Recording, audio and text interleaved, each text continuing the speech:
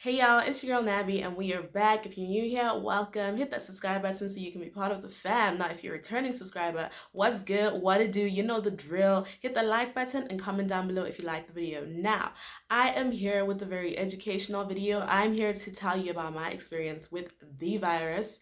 Can't actually say the name, but yeah, with the virus and what I used, how it felt, and yeah, all of that, man.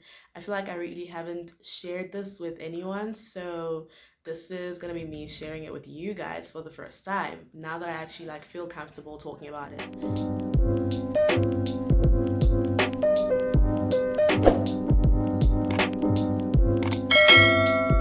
Okay, cool. So I'm actually gonna jump straight into what I used first because I feel like that's the most important part. I feel like most people really want to know that, and yeah, that is what this video is about. It's gonna be a very short video, and I'm gonna try keep it to the point. Okay, so I am gonna show you guys all my meds here. First of all, we have zinc. Okay, premium zinc. By the way, you can get all of this over the counter. So yeah, it shouldn't be a problem. We have zinc. And then we have vitamin C, 1,000 mgs. We also have this calcium and collagen for, it says for bone strength. And then we have eucalyptus oil, and we also have Vicks Vapor Rub, your all-time favorite when you have a flu. So yeah, those are basically the meds, like the things that you actually need to, just use. Very huge pills, and people that know me know that I can't swallow pills, so that was just yeah, a terrible time for me. I mean, I still take them now even though I'm not feeling like any type of way.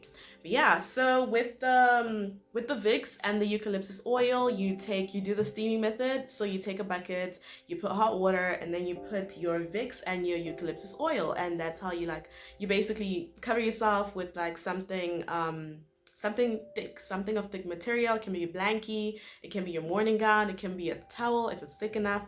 And yeah, that is basically what you do for about 10 to 15 minutes. You just steam yourself, because apparently this thing, it'll be at the back of your nose or something. I don't know how best to explain that. Like if you drink something, like something hot, it's not necessarily gonna help, if that makes sense. Like you have to steam it, and yeah. So those are the things that I was taking, those are the things that I was doing. And then we also use the natural methods, obviously, boiling together lemons, ginger, garlic, honey, turmeric. What else do we put in there? I think that was about it. Yeah, I think that was it. Those 5 main ingredients that we put in there. And that's like the worst concoction ever, but you know what? When you're trying to survive, you will drink it. So that is basically what we used during that time. Obviously, everyone was doing it, even though not everyone was infected, but it just everyone just had to do it for their own safety. And obviously, my sister was taking care of us, and she definitely had to do it because she would go out and buy things and have to be, exposed sort of for us. So yeah, everyone had to take that, and she would basically bring me food by the door or whatever, drinks, snacks, whatever I needed by the door, leave it by the door and just knock, and then I'll go get it. And I was in my room for the whole time. So after you get tested, they say that you have to stay in your room for 10 days, because that's when the virus is transmissible. It doesn't necessarily mean that it's gone after 10 days. That's what people don't know. They think that this 10 to 14-day period, it is totally gone, which is very false. It is not gone. It's just that it's not transmissible. So you are still sort of in danger. Things can still happen. You still have to take your meds, and yeah, man, it's a different life. It is a different life, I won't lie. You just have to remember to take your meds and you'll be fine. But anyway, let me tell you about my actual experience. So I got tested literally I think 2 or 3 days before Christmas, and no, I got the results 2 or 3 days before Christmas. I lied. So yeah, after I got the results, I literally just laughed and I was like, oh my gosh, I have it. Okay, cool. So what now? My plans are ruined. I was supposed to be in Zim. I was supposed to be having a good time, festive season. I was like, yeah, after New Year's, gonna go to Zim, gonna go party, what. And obviously that was all ruined. But actually that is great, because now it is just too hectic. Like even in Zim, people are dying everywhere, and it's just so hectic. So yeah, what actually happened? I started off, obviously I was like, oh, whatever. I just have to take my meds. I wasn't feeling some type of way. I wasn't feeling like I couldn't breathe or anything at first, obviously, because yeah, it was just one of those, I guess. And how I actually got it, I did post this on Instagram. People asked me like, what do you mean you got it at home? So our helper was not feeling well and everyone was working at that time, so I had to basically take her to the hospital as I was the only available person then. And then when I did take her, she was just, yeah, her symptoms were obviously crazy, but we went to the clinic first. They said no, it's probably not. She probably has high blood pressure and stuff. And then the day after, she got worse, and we went to the hospital, and then she got admitted. So she was literally powerless. Like she couldn't walk by herself. She was breathing very heavily. It was actually very traumatic. It was a very traumatic experience for me because, yeah, I don't know. Yeah, it just did something, man. And then I lost my train of thought. Okay, cool. We're back. She went to the hospital, and obviously they did tests at the hospital, and they're like, no, she has the virus. And then I was like, okay, cool. This obviously means one thing. I probably haven't, because I spent like the whole 2 days taking care of her, like bringing her food or whatever, making sure she takes her pills and stuff like that. And I took her to the clinic and the hospital. So yeah, I was just like, okay, obviously I definitely have it. And voila, I had it. So that's how it happened. That's how I got it from home. And then yeah, I just stayed in my room. Was taking my meds. I was binging Netflix. I was watching Girlfriends. It was a good time.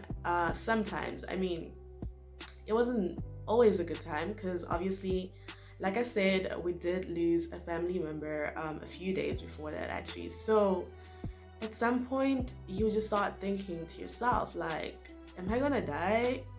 Is this it? Like, is this the end?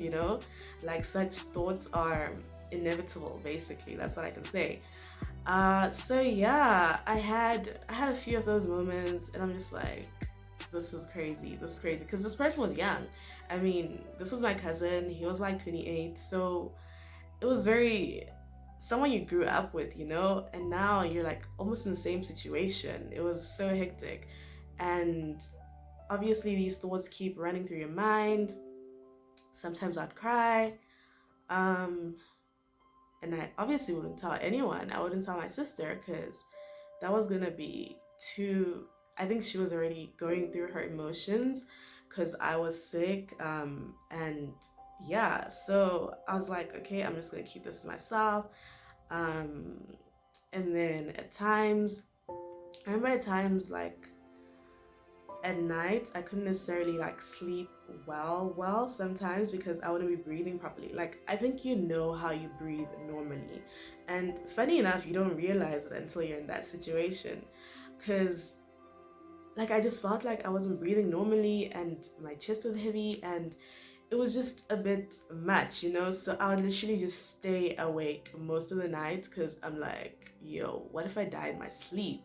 What if I die whilst I'm sleeping? Of which that could be a reality. Or what if I just like start breathing heavily and like gasping for air right now because I'm not breathing normally?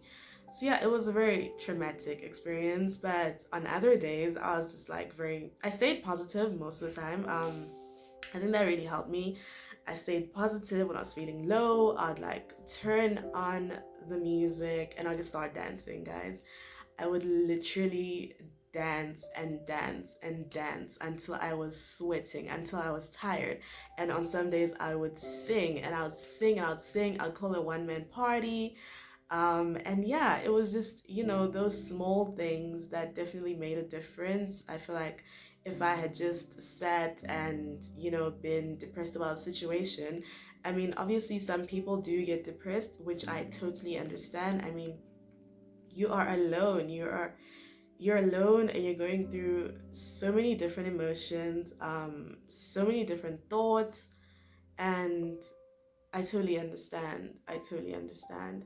So yeah, it does happen to some people. I didn't totally get, I don't know, I would say on some days I was depressed, but yeah, I just tried to brush it off because that's the kind of person I am emotionally. I try to like push things to the side as much as possible and try to be happy and all that. So yeah, it was hectic. That's all I can say. But you know what, we made it here, we kept pushing, and yeah, I'm just, happy, I guess. That's all I can say. I am happy, and that is basically my experience. In terms of appetite, sorry, I keep saying so much, like it's so bad. But anyway, in terms of appetite, I actually did have an appetite. I did not have any loss of taste or smell. And what else? I did not have any memory loss or hallucinations, which the helper actually had, which was really scary. Like I said, was traumatic. Thinking that, okay, what if I actually do get to that stage whereby I'm hallucinating and I am, just just not able to like remember things. And it was bad. But anyway, I did not have that. What else? It was mostly just my chest. For I think the first 2 days, I did have some sort of body ache, but it wasn't too hectic. Like I could still move around, and yeah, it wasn't as bad as some people have it. I think maybe because I'm still young, I don't know what it is, but yeah, it was just I could feel that okay, my body is aching, like my legs are aching, it's painful, but I could still walk, I could still do everything by myself, which was great. So yeah, what else? I think that is basically it. I think, yeah, that was my over experience with the virus, and now I'm totally okay, like definitely okay. So I remember I did create quite a bit of content during that time as well, so people would have never guessed that I was actually going through a lot at that time. I mean, I posted pictures on Instagram. I had Instagram lives I was hosting.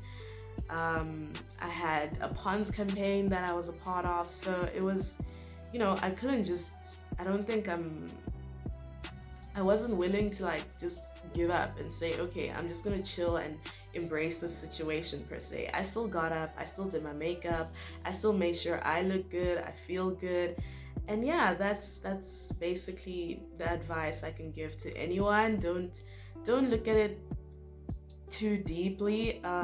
It is deep, but don't look at it like, don't take the negative things, take the positives and be like, yo, I'm still here, I can still move, I can still breathe and stuff like that. Obviously, if you tell people, which is why I did not tell people in the first place, because if you tell people, then it's just gonna be calls on calls and people are gonna be worried and stressed and like looking at the stats and all that. And yeah, it was just a bad time for the family in general as well. So I didn't want to overwhelm myself with the thinking, with the calls, with everything. So we just kept it to ourselves, and yeah, now I'm finally able to talk about it. So all I'm saying is stay at home, stay safe, don't go out if you don't need to go out. And yeah, that is basically it for me, guys. So I hope you have gotten something from this video. I don't know, hopefully. I did tell you the meds that I took and the methods that I used. So yeah, I really hope that you guys will get to learn something about this. If you want to share the video, feel free to share. I will put all the meds that I mentioned down below, how to use them, the remedies and all that. And yeah, just stay safe. And it's your girl Nabby. And yeah, it's your girl Nabby. Don't forget to subscribe, don't forget to like, don't forget to comment, don't forget to share, and I will see you in the next video.